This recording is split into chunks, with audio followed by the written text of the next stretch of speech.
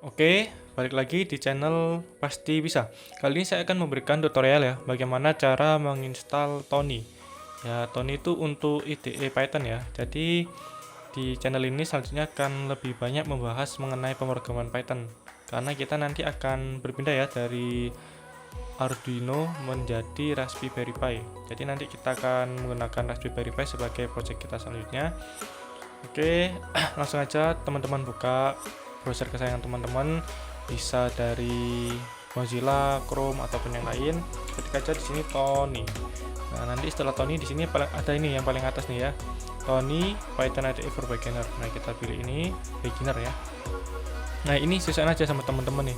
Bisa Windows ataupun Mac. Di sini nggak tahu ya kenapa Linux-nya itu di apa namanya tuh di nggak ada linknya gitu.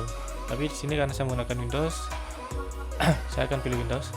Nah, di sini kenapa menggunakan Tony? Karena pada dasarnya ya, kalau di Tony itu nggak ada kayak kayak apa ya, rekomendasi atau ya rekomendasi untuk sintak yang akan kita pakai. Jadi dia itu benar-benar nulis manual kayak Arduino. Tujuannya di sini biar kita belajar, biar kita memahami dan kita lama-lama hafal.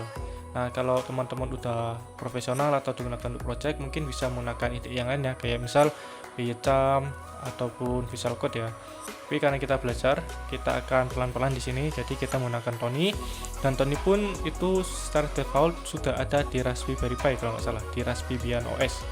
Oke, setelah di-download nih ya. Di sini versi yang saya dapatkan versi 3.3.13. Kita double klik aja. Nah, setelah di double klik dia akan keluar gini ya. Kita next saja seperti biasanya, kita accept. Terus ini teman-teman boleh nih bebas mau munculin itu kayak shortcut di desktop apapun enggak. Jadi ini nanti berubah shortcut ya, kita centang aja, kita next. Ini lokasinya secara default dia nggak bisa dirubah, kita install. Nah, sambil menunggu ini ya, mungkin nanti saya akan berikan beberapa video terpisah ya buat kenapa kita harus mulai berpindah dari Arduino ke Raspberry. Sebenarnya pun Arduino itu punya chip yang baru ya, jadi kayaknya itu Arduino juga pakai chip RP2040. Nah, tapi karena RP2040 itu dari Raspi, nah kita langsung aja berpindah ke Raspi. Karena pada dasarnya setelah saya lihat di beberapa tutorial, chipset ini tuh sudah dikonversi gitu, jadi dia bisa menggunakan Arduino IDE maupun dari Tony maupun IDE Python yang lain ya.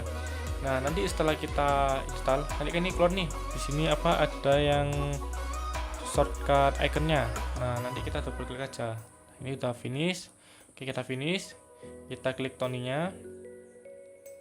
Nah, kita di sini hanya perkenalan awal ya, sebagai tutorial bagaimana cara menginstal.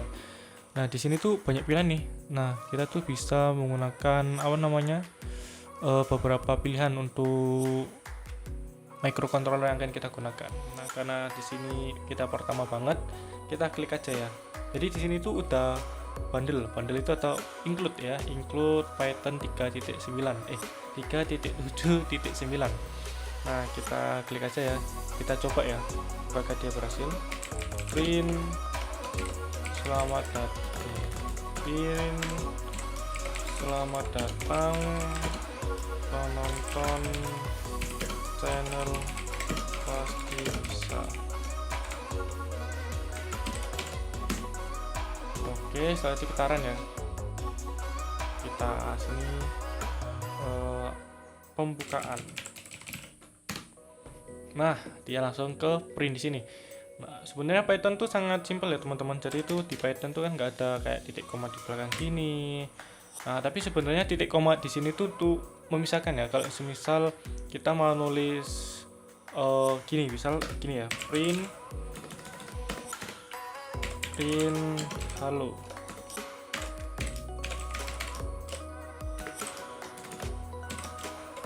Nah, ini kan kalau di Python setiap kita enter itu menyelesaikan satu statement. Nah, karena kita di sini punya dua statement, maka kita menggunakan pemisah print.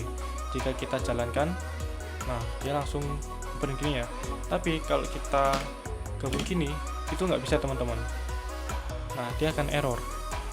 Nah, untuk mengatasinya kita menggunakan titik koma nih. kalau nulis 2 statement dalam satu baris ya. Nah, seperti ini.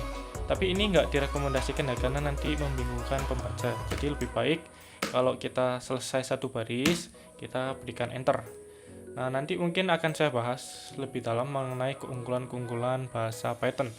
Oke, segitu aja tutorial dari saya. Mungkin teman-teman ada pertanyaan bisa tulis di kolom komentar. Tetap semangat untuk belajar bahasa pemrograman. Stay tune di channel ini. Sampai jumpa di video selanjutnya.